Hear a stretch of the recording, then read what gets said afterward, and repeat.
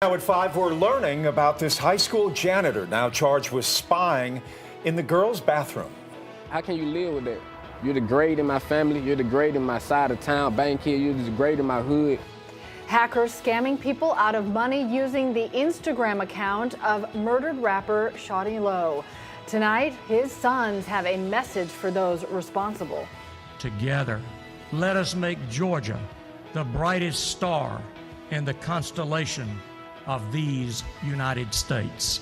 Governor Deal giving his final State of the State address. We are breaking down the major takeaways that will impact you in the year ahead. You want to try CPR? No, ma'am, he's gone. But first, the 911 caller referred to him as his grandfather, but that was a lie. Tonight, he and another woman are charged with his murder. The suspects were actually caretakers to the victim, but investigators tell 11Alive's Joe Hankey the pair did nothing to help save his life. Tiffany Fountain and Jonathan Barber rented a home from 76-year-old Rollis Bowman on Brandy Lane in Quita County. In 2016, the pair reached an agreement to live with Bowman in his home and become his caretakers. He did not have medical problems, but needed help day to day. Sheriff's Office investigators say his caretakers lived rent-free, did not pay utilities, and received free groceries. In March of 2017, he contracted pneumonia. He spent 8 days in the hospital. After he was discharged, he was given instructions to make follow-up visits. He was supposed to refill medication that he was given at the hospital. Bowman did not make his follow-up visits, though, and his medications went unfilled. Mr. Barber and Ms. Fountain, as caretakers, by their own admission, did not feed him very much. They did not, he was in some pretty deplorable conditions in his room. Coweta County 911 operator 9, where's your emergency? My granddaddy's passed away. The caller on that 911 call from May 4th identified himself as Jonathan Barber. Barber said his grandfather had died, but it was actually Bowman. As the sheriff's office began investigating, they also found thousands of dollars missing from Bowman's bank account. They were using his debit card to make unauthorized ATM withdrawals, the tune of over $7,000, and we at this time cannot account for where all that money was spent. Last week, the GBI Crime Lab sent Bowman's autopsy results to the Quita County Sheriff's Office. His death was ruled a homicide after he died from acute pneumonia, dehydration, and cachexia, a sign of malnutrition. On Wednesday, deputies arrested Barber and Fountain and charged them with murder and elder abuse. And tonight, Barber and Fountain are both being held here at the Quita County Jail. I'm told they could have a preliminary hearing as early as January 26th. Reporting in Quita County tonight, I'm Joe Hankey, 11Alive News. You're the grade in my family, you're the grade in my side of town, bank here, you're the grade in my hood, you're the grade in, people who actually love my father and messaging them. That's scary. Atlanta rapper Shawty Lo's family is angry. A scammer hacked the late rapper's Instagram page pretending to be one of his children. They're asking for money for a headstone, trying to scam hip-hop fans. 11Alive's Naima Abdullahi talked exclusively to Shawty Lo's sons about the imposter post that's now spreading on social media and spreading outrage. Shawty Lo's family says they're outraged. They say this scam has been very hard to deal with, especially as they still mourn the loss of their father. Shawty Lo's sons, Carlos and Quindarius, took a stroll to a mural honoring Bankhead's very own, who died in a fiery car crash in 2016. This is how they want Shawty Lo remembered. It's really a staple in the city. So, it means the world. I feel like he's with me. I feel like he's right behind me. But Quindarius says recently his father's name has been used in a scam. Shawty Lo's Instagram has been hacked by someone asking followers for money, pretending to be his sons. The most disturbing message, asking money for a headstone. They needed $200 or $500 to go down on a headstone. Quindarius and Carlos were alarmed when they received messages about it. I seen someone messaging me from your father's page, portraying to be you or your brother. I was like, huh? They were like, yeah, they were just asking crazy stuff like for money. They want to set the record straight that this is not them and they would never stoop that low. Hurt, just that even somebody would even play with his legacy, his name, everything he stood for, everything he built. They both tell me it's been hard dealing with the loss and that they think about their dad all the time. And to have this overshadow their father's legacy is disturbing. You're the great in my family. You're the great in my side of town, bank here. You're the great in my hood. The family has now shut down the Instagram page. They're now hoping to start a tribute page that will honor Bowen Home's very own. Naima Abdullahi, 11Alive News. New at 5, an Oconee High School janitor now in jail accused of eavesdropping on students in the bathroom. Authorities say 40-year-old Timothy Burnett used his cell phone to take pictures of female students.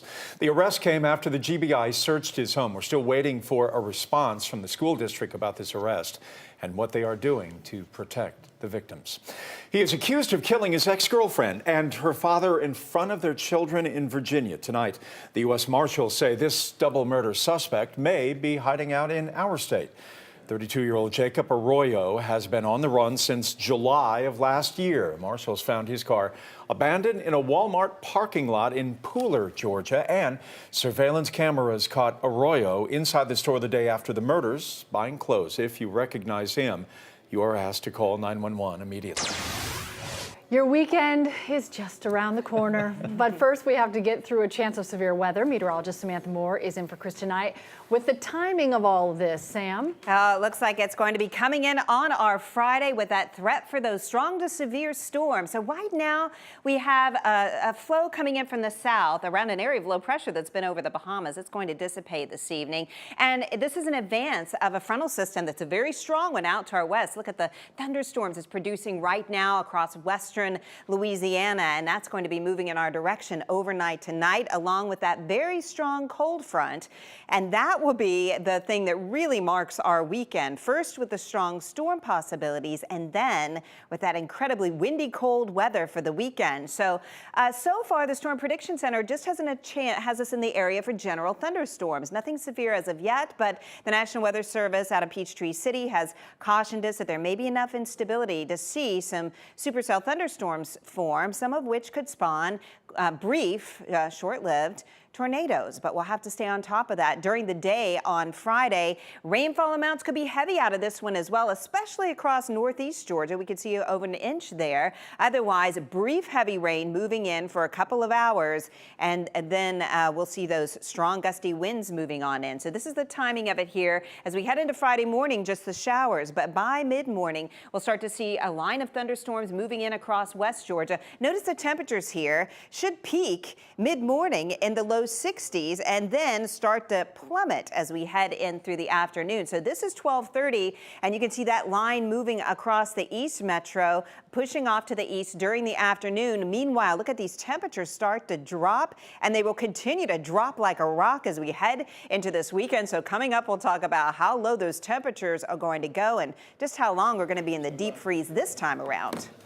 Samantha, thank you. Governor Deal gave his final State of the State speech today to the Georgia State Legislature. It was more of a look back at his last 7 years than it was a look ahead to his final year in office. 11Alive's Doug Richards has the highlights for us. Doug? Well, Jeff, Governor Deal said this was not a farewell address. He said that at the end of a speech that sounded a little bit like one. Here are 3 takeaways that we had. It was the 8th and final time Governor Deal made the walk through the Capitol into the House chamber to deliver his State of the State speech. The state's biggest change under his leadership may very well be its newfound presence in the film industry, which he says has added 92,000 jobs in Georgia, the result of a generous tax credit for filmmakers. The speech stressed improvements to Georgia's technical schools and the creation of a grant which pays tech school tuition for 17 high-demand fields. 99.2% find employment upon the completion of their training and studies. And speaking of education, there was quite a bit in the speech about Sandra Deal, the retired school teacher who became the low-key but very busy wife of the governor. She is a loving mother. Deal told lawmakers that Sandra Deal has made 834 school visits over the last 7 years. That's more than 2 school visits every week and in every county since she became First Lady. The governor noted one thank you letter she'd gotten from a young student who wrote to Sandra and said, "Thank you for visiting my school and thank you for running the state of Georgia. Deal has some initiatives for this year, like involving tweaking the criminal justice system and funding for rural airports. He got some surprisingly decent grades from some of his harshest critics after the speech. We will have that tonight at 6. Back to you, Jeff. Governor Deal, also a very fierce campaigner. It was always very, very interesting not only to watch how he governs the state of Georgia, but how he ran for office in 2010 and then 4 years ago. A very, very strong politician and his understanding of how to win. All right, Doug, thank you. We appreciate it. It is a unique way to travel, and you may see them on the highway here in Georgia. Next at 5, commuter dude Jerry Carnes hops into one of these slingshots. That's what they're called. Takes it for a little test ride. A vote to renew the federal surveillance program, but a confusing tweet almost derailed the entire vote. We'll explain live from Washington coming up next.